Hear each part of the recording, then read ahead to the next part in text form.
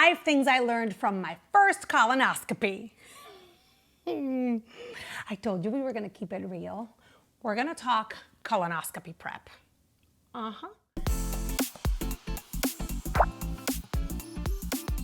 And I know you're saying, oh my God, Ana's 50?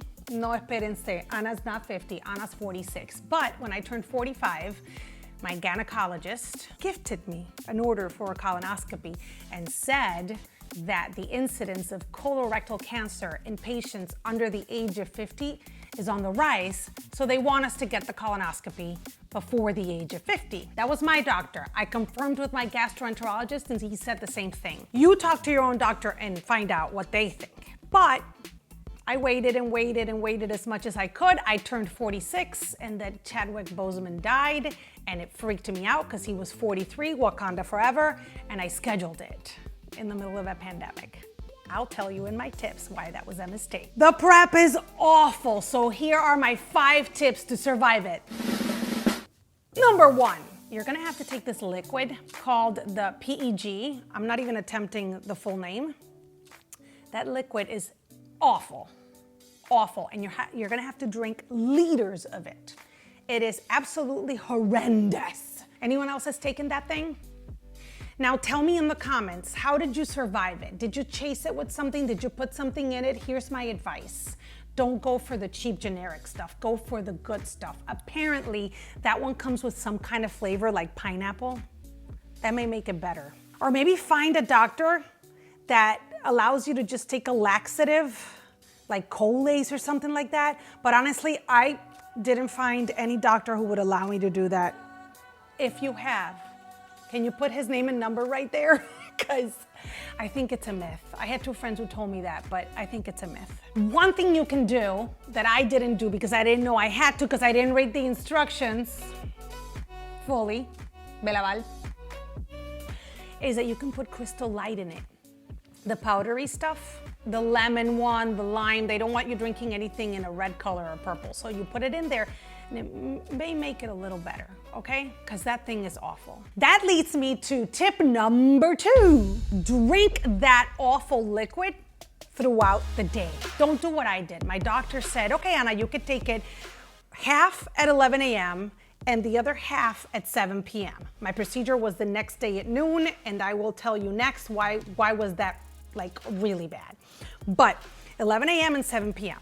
So you drink half that thing at 11 a.m. You're like chugging 8-ounce glasses through, like, it took me an hour. And you think, I'm not gonna make it to 7. How am I gonna drink a second half of this? 7 o'clock looms over you. You spend those hours thinking about that gallon in the kitchen and how you're gonna gag every time you drink it. Save yourself the trouble and go little by little. That's what my husband did. He spaced it out during the day, and there are instructions to do this. And that was a lot better for him.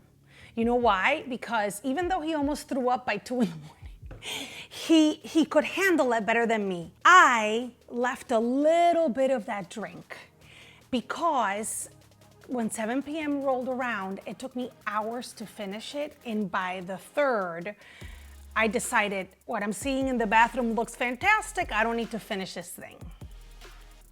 And that leads me to tip number 3. Finish the whole darn thing. Finish it. Just finish it. Do what you need to do to finish it. Because even if you leave un chispito, just a little bit, if your doctor tells you that you weren't looking that clean, first of all, you're gonna feel shame. Porque qué vergüenza. You know what he means when he says you weren't that clean. And second of all, you run the risk of them telling you that you have to come back, that they can't do the procedure. And after you've been starving and you've been thirsty for hours and you've drank that poison, you're gonna wanna get it done and be over with, okay? So drink it all. Number 4 is where I'm gonna tell you the biggest mistake I made. I should have gotten this when I was 45 before the pandemic hit.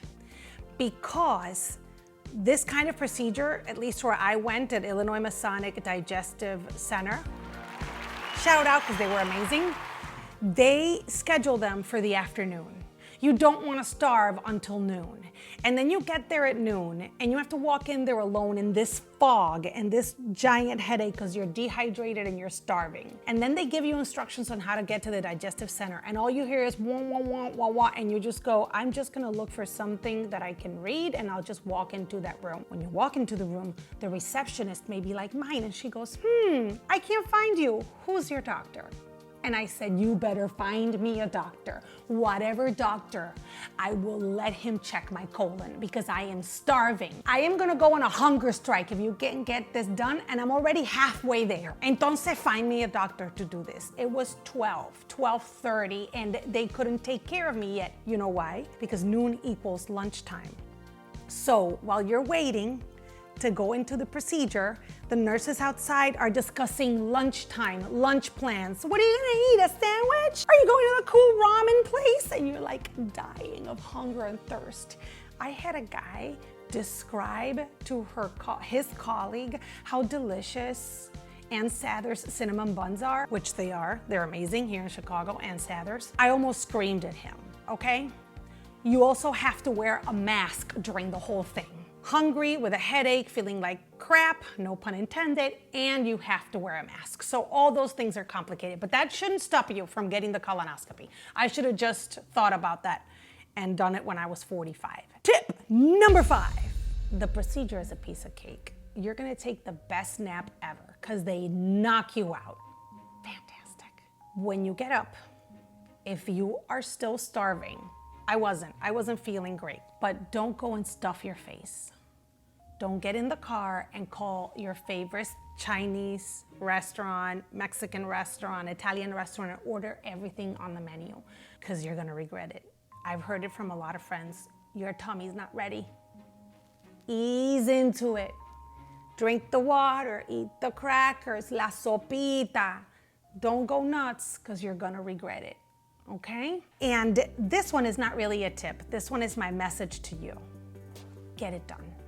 Schedule it and get it done. The prep, the procedure pales in comparison to having this awful disease that is so silent, right? I had a polyp that was extracted and checked for cancer. My doctor was worried about it and told me I had to come back in 2 years. Thankfully, the polyp turned out not to be precancerous, so I can wait for the next 7 years to get another colonoscopy. But talking to Dr. Albert, who is fantastic, and his team at Illinois Masonic, he said, how do you guys think you get this cancer? The polyps can be cancerous, and if you don't find the polyps and extract them, in 5 years, that one polyp could turn into colorectal cancer. And if you know anybody who has had this cancer, you know that it is absolutely awful.